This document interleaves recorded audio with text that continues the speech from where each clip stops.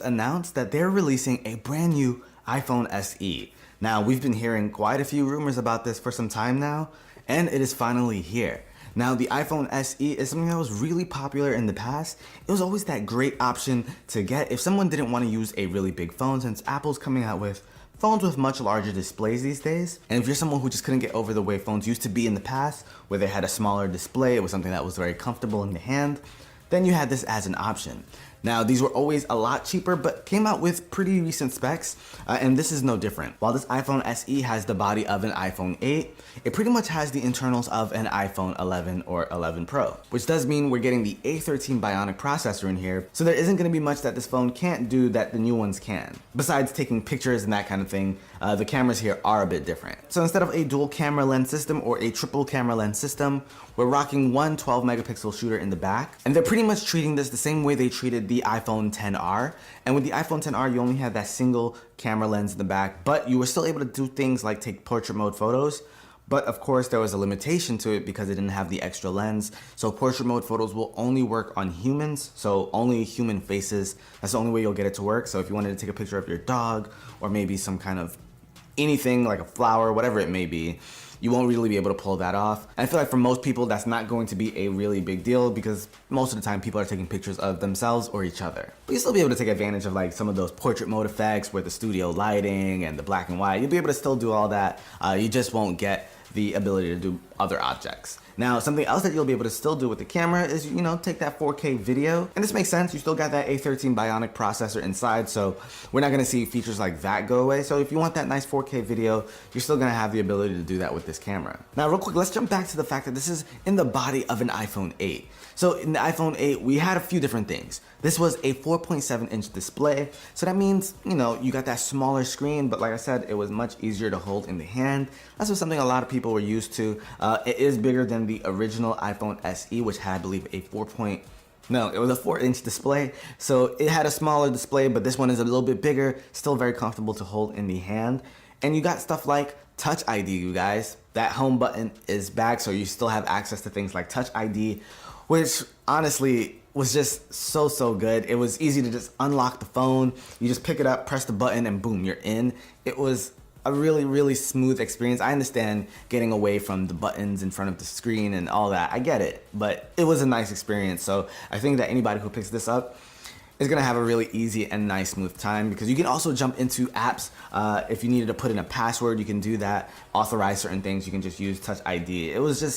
It's an awesome experience, and I'm glad that it's back in some capacity. And the iPhone 8 was originally the first iPhone to introduce wireless charging because of that glass back.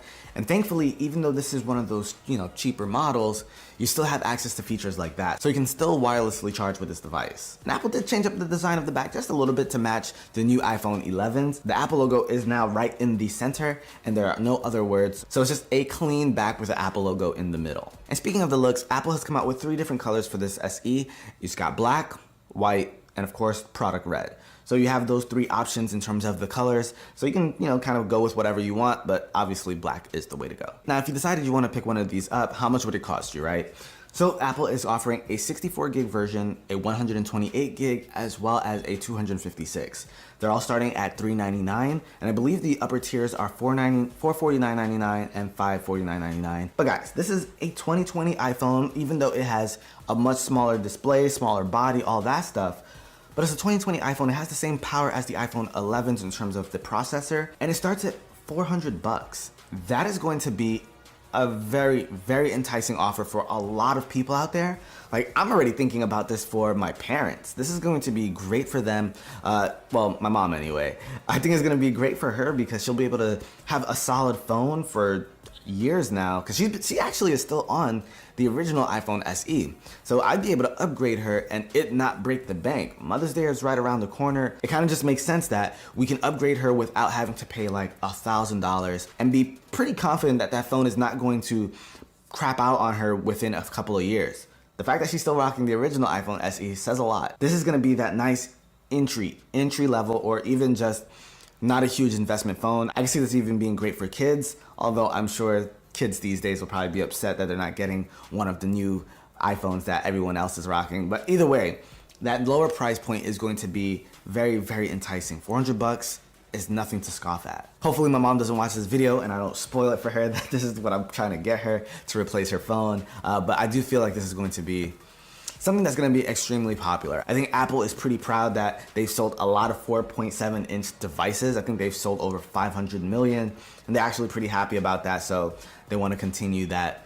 It just makes sense, honestly. You wouldn't put the iPhone SE in the body of an iPhone 10 or something. If you want something that has a similar design to the, bigger displays, you just go with like an iPhone 11 or 10R or something. And this phone even gives you access to fast charging. So if you have one of Apple's 18-watt chargers, you plug that guy in, and in just about 30 minutes, you get 50% battery back. And I think people who get this phone and haven't experienced fast charging in the past are really going to enjoy that feature. And pre-orders for this phone are gonna go up on Friday, April 17th, and they'll officially be available on the 24th. So I'm curious to know what you guys think of Apple doing this. I think it's something we all saw coming. We've been talking about the next version of the SE for quite some time. We've been seeing a lot of rumors about it, but it is officially here. But what do you guys think? Is this something that you would pick up, maybe for yourself, mom, dad, grandma?